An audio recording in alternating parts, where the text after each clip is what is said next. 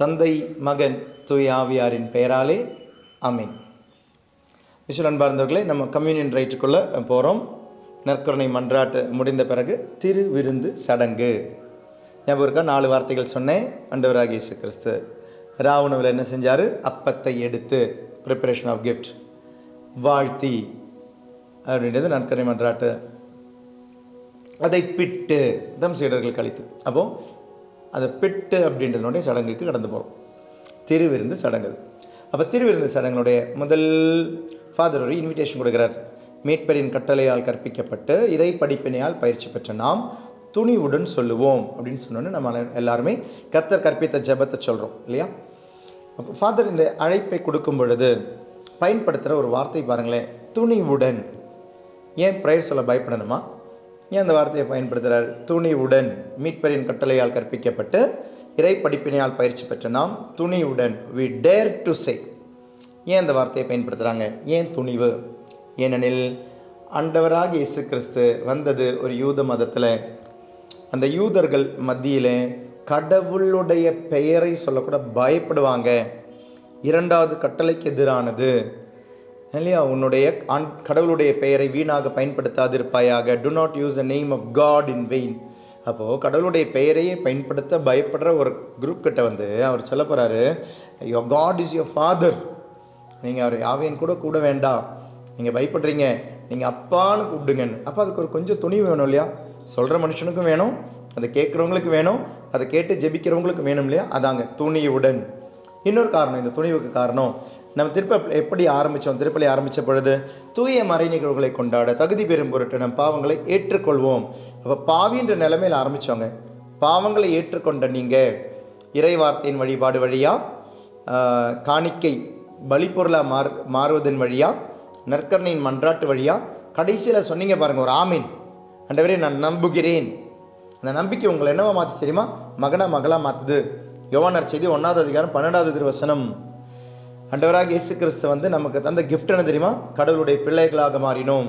இந்த பிள்ளைகளாக மாறுவதற்கு 2 விஷயம்.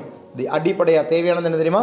இயேசு கிறிஸ்துவில் நம்புங்கள், இயேசு கிறிஸ்துவை ஏற்றுக்கொள்ளுங்கள். கடவுளின் பிள்ளையாகும் உரிமையை அவர் உங்களுக்கு அளித்தார். இயேசு கிறிஸ்துவை நம்புங்கள், இயேசு கிறிஸ்துவை ஏற்றுக்கொள்ளுங்கள். நம்பும் பொழுது, ஏற்றுக்கொள்ளும் பொழுது யூ ஆர் பிகமிங் சைல்டு. அதாங்க அந்த ஒரு துணிவு.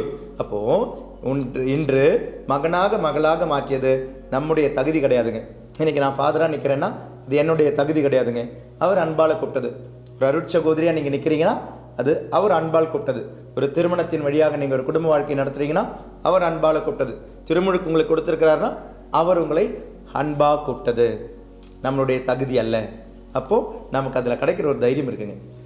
அவர் மீது நம்பிக்கை வைக்கும்போது கிடைக்கிற ஒரு நம்பிக்கை இருக்குது.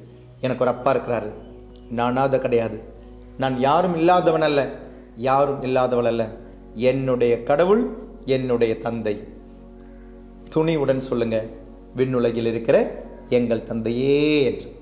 அழகான ஜெபம், கர்த்தர் கற்பித்த ஜெபம். சில டைம் நம்மளுடைய கத்தோலிக்கர் அல்லாத சகோதர சகோதரி சொல்லுவாங்க, நீங்கள் இப்போ பார்த்தாலும் ஒரே ஜெபத்தையே சொல்லிகிட்டு இருக்கிறீங்க, you do not know spontaneous prayer அப்படின்வாங்க.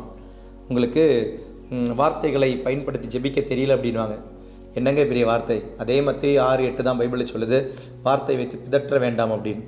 இப்போ வார்த்தையை வைத்து பிதற்றுவது அல்ல ஜெபம், உறவில் இருப்பது தான் ஜெபம்.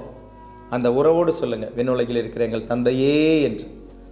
விண்ணுலகில் இருக்கிற எங்கள் தந்தையே என்று அப்பான்னு கூப்பிட்ற உரிமைக்கு வாங்க, உறவுக்கு வாங்க, உறவோடு கூப்பிடுங்க. சடங்கு முறையாக கூப்பிடாதீங்க. So in holy mass a sinner is becoming a son, a sinner is becoming a daughter, a sinner is becoming a child. பாவி மகனாக மகளாக பிள்ளையாக மாறுமிடமே திருப்பலி. இதாங்க நம்மளுடைய துணிவு. உலகம் கொடுக்கும் துணிவு அல்ல, பணம் கொடுக்கிற துணிவு அல்ல, திமிர் அல்ல.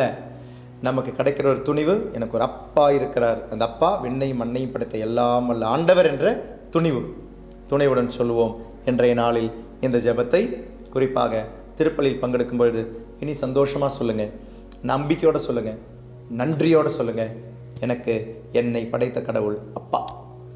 எல்லாம் வல்ல இறைவன் தந்தை உங்களை ஆசீர்வதிப்பாராக. தந்தை, மகன், தூய ஆவியின் பெயராலே ஆமேன். தேங்க்யூ. God bless you.